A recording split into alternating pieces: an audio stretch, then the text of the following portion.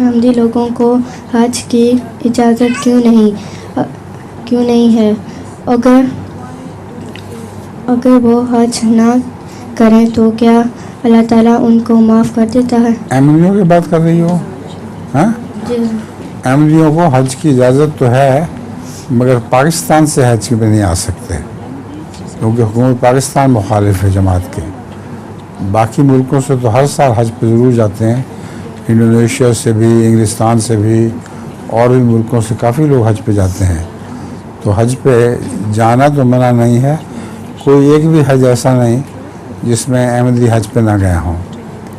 एक दफ़ा नाइजीरिया का जो वफद था, वो उनका जो चीफ था वो अहमदी था, तो उस पर किसी ने शिकायत की सऊदी अरब को कि ये अहमदी चीफ हज का नुमाइंदा बन के आ रहा है नाइजीरिया का, तो उन्होंने बंद कर दिया।